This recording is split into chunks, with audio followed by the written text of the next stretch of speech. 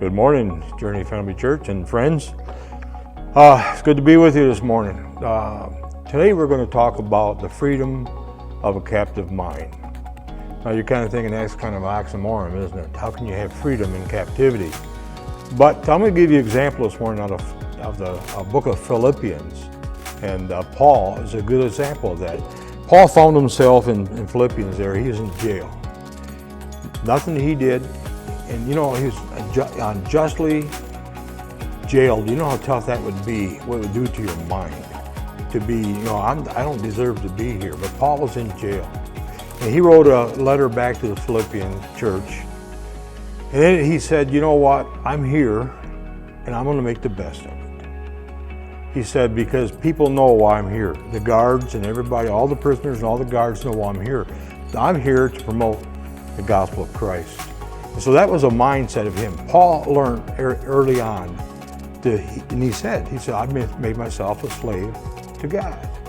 And there's a freedom in that. And Paul in jail, in captivity, is experiencing that freedom in such a way that even that he was rejoicing in jail, promoting the gospel. And he was in jail, he's in jail, but he was under possibly a death sentence. He didn't know whether he was going to be executed or he's going to live. And he had kind of a dilemma right there because, Paul was saying, Paul had a pretty rough life. He'd been beaten, he'd been spit on, he'd been stoned to the point of death, he'd been jailed previously. And so he's thinking, what would be better for me? I'd long to be with the Lord. But he says, but, I think the Lord's got something more for me here. In his letter to the Philippians, that's what he was saying.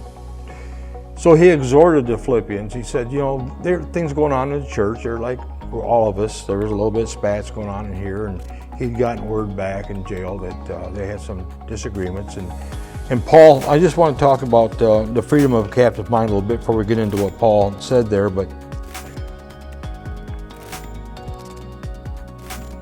there's freedom, the freedom of a captive mind. I'm going to say this, but the freedom of a captive mind.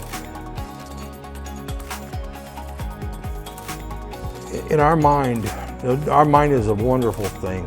And everything starts in your mind. And it's hard to shut your mind off. And that's Satan's playground in your mind. And that's where things start. And Satan likes to mess with your mind. So if you dwell on things that are not right, dwell on things that he knows what bothers you, and he can see by your actions what's bothering you. So if you dwell on these things, there's no freedom in that. There's no freedom in fear. There's no freedom in anxiety.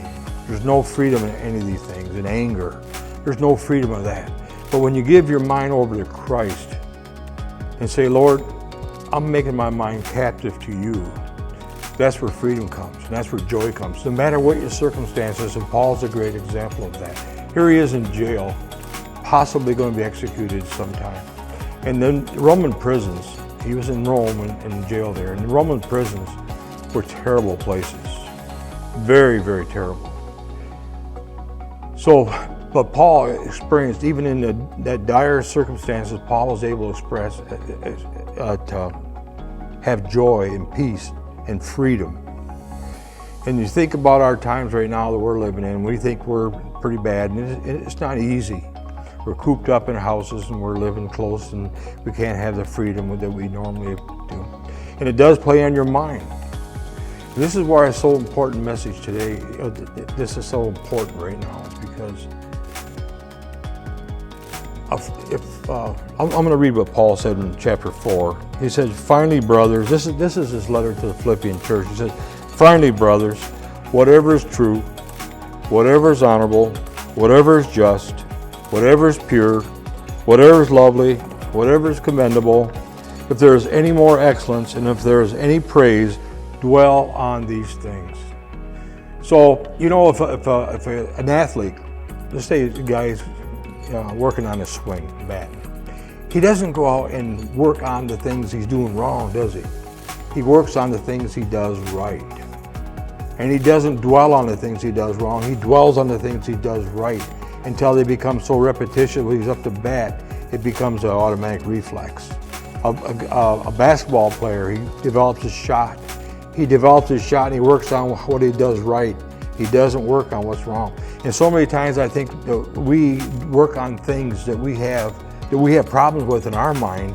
We dwell on these things, whether it's anger, fear, doubt, whatever, shame, whatever we have.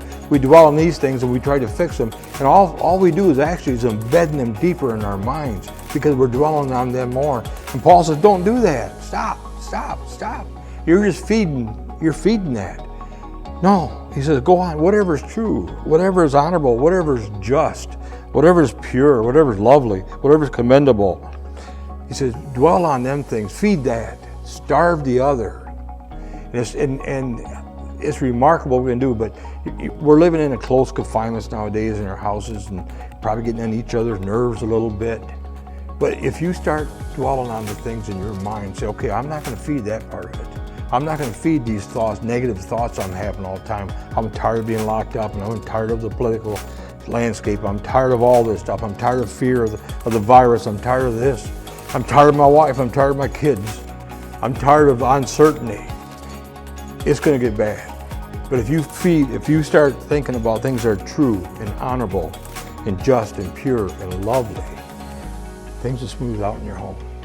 Things will smooth out. And it's not just for this time either, it's for any kind of time. You know, if you're having problems in your marriage or something like that, I'll just, for example, and you start dwelling on the things about your spouse that you don't really like, you know, you start seeing little habits of this and that, pretty soon they become big things. But if you start dwelling on the things that you love about them, things that are lovely and pure and things like that, that becomes big and the other ones become small, and your marriage is healed, and you fall back in love again. Marriage is healed. That's the thing with everything. This is your relationship with God, you know. Dwell on God. And this is a daily thing. This is not nothing you just do occasionally. This is daily. This is minute by minute, day by day. And in the morning when you get up and you have devotions, say, Lord, I need help here. I want to dwell on these things. And the Lord will answer that. So as you're going through your daily walk, everybody thinks a million, I've read this statistic someplace, how many thoughts we have a minute. It's staggering, but our mind never shuts off. So I just exhort us today, just dwell on. Once again, I'm going to read this again.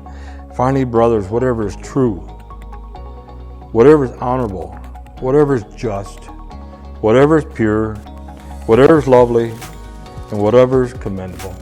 Think about these things and even more things more. It will straighten out your life.